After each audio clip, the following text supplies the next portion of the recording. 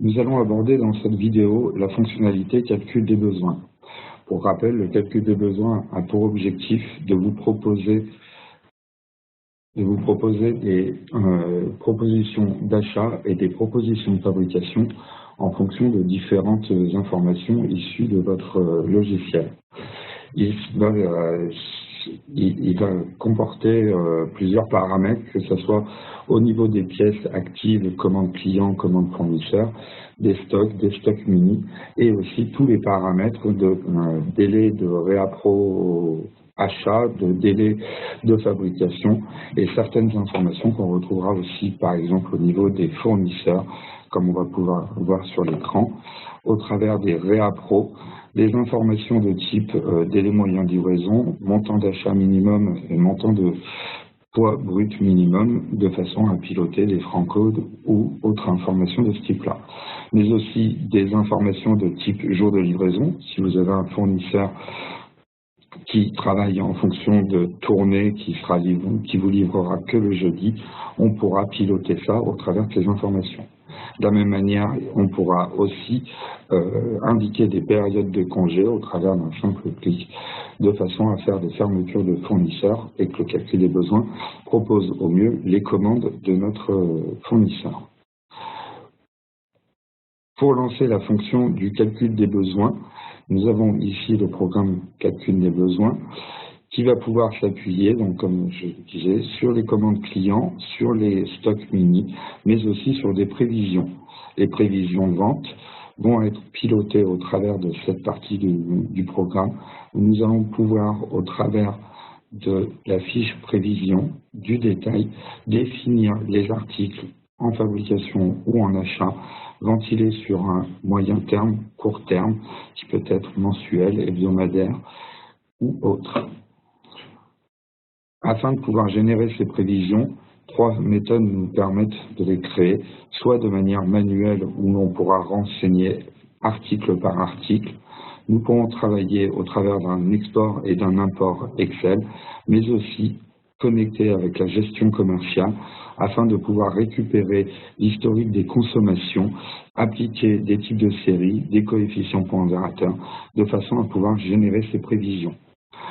Nous pouvons enregistrer autant de prévisions que nous le souhaitons.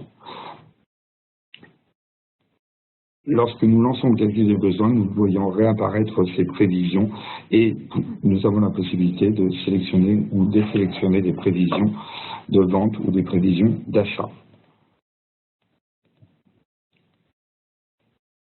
Le calcul va tourner, remonter toutes les informations.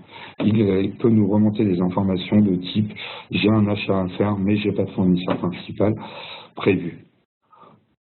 Une fois qu'il a fini son traitement, nous allons pouvoir retrouver ici dans les propositions d'achat et les propositions de fabrication. Tout d'abord, les propositions de fabrication. Nous retrouvons ici la liste de toutes les fabrications à effectuer de façon à couvrir les besoins clients, les besoins stock. Nous voyons très rapidement deux informations, une ligne rouge, une ligne verte. La ligne verte indiquant que par rapport au délai de notre client et le délai de fabrication, nous pouvons lancer la fabrication à temps. Lorsque la ligne est rouge, c'est que même si nous lançons la fabrication tout de suite, nous serons en retard pour pouvoir livrer le client. Cette liste nous permet certaines fonctionnalités de regroupement au travers d'une sélection de regroupement de propositions de façon à pouvoir lancer en une seule fois toutes les propositions générées par le calcul de besoin. De la même manière, nous pouvons aussi découper une proposition de façon à la faire en 2 fois et choisir la date de livraison. Lorsque nous double-cliquons sur la ligne, nous pouvons constater les informations de besoin, de couverture et les différentes règles utilisées pour le calcul.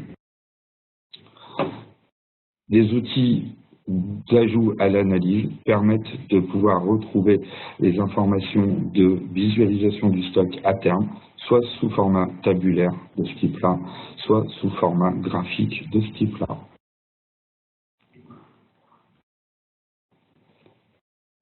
Dans l'écran liste, nous avons la possibilité aussi au travers du regroupement de pouvoir faire des regroupements par article de façon à pouvoir retrouver facilement ces informations. Lorsque nous avons arbitré nos lancements en fabrication, il suffit simplement de sélectionner là où les lignes à lancer en fabrication au travers de la fonction lancement en fabrication. À ce moment-là, les lignes disparaissent du calcul des besoins et sont transférées dans la liste des ordres de fabrication de façon à être lancées en atelier. La deuxième partie concerne les achats. Les propositions d'achat fonctionnent un peu sur le même principe qu'au niveau de la fabrication, où on retrouve cette charte rouge-vert en fonction de délai pro fournisseur, et nous allons pouvoir avoir les mêmes fonctionnalités du type regroupement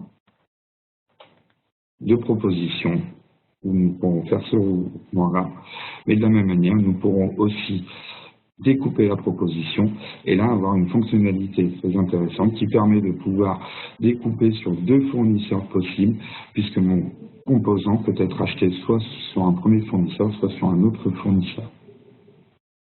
J'ai la possibilité aussi de sélectionner un fournisseur non référencé, le cas échéant.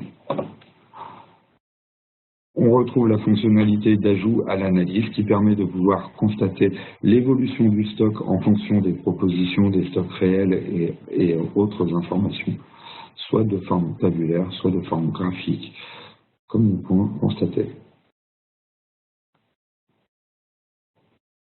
Une autre fonctionnalité intéressante dans la partie des achats, le calendrier, nous permet de pouvoir constater d'éventuelles informations au travers des livraisons prévisionnelles et des livraisons fermes de notre fournisseur. Comme nous pouvons le constater ici, nous avons une livraison ferme qui clignote en vert et des livraisons rouges prévisionnelles. Ça, pour l'article sélectionné, voir le calendrier pour tous les articles, là, nous pourrons constater toutes les livraisons prévisionnelles et fermes de notre fournisseur, qui permettra éventuellement un regroupement d'informations ou de pouvoir utiliser cette information. Lorsque nous avons statué sur les achats, nous avons la possibilité de préparer les achats. De la même manière, les lignes disparaissent et nous retrouvons tous nos achats au niveau des documents en attente. Ce document en attente est un panier sur lequel nous pouvons compléter des commandes, où nous retrouvons trier fournisseur par fournisseur les commandes et nous avons la possibilité à ce moment-là de pouvoir venir modifier éventuellement des prix négociés, modifier des quantités, modifier des dates de livraison en fonction de l'information qu'aura pu remonter notre fournisseur. Nous voyons ici la notion de minimum de commande et minimum de poids qui sont remontés du fournisseur, qui permettent de pouvoir éventuellement recadrer des commandes en fonction. De la même manière, nous avons la possibilité aussi, par la fiche fournisseur, de pouvoir indiquer des messages, comme ici sur ce fournisseur-là. Nous pouvons constater commande uniquement par mail au service achat. À ces commandes, nous pouvons aussi rajouter, bien entendu, des composants ou des matières du fournisseur, mais aussi d'autres références que nous aurions pu éventuellement négocier chez ce fournisseur-là, de façon à compléter la commande et à avoir des achats qui sont aussi liés hors besoin, issus du calcul des besoins. Lorsque nous avons généré et validé ces commandes, nous pouvons faire la génération des commandes et les envoyer côté gestion commerciale.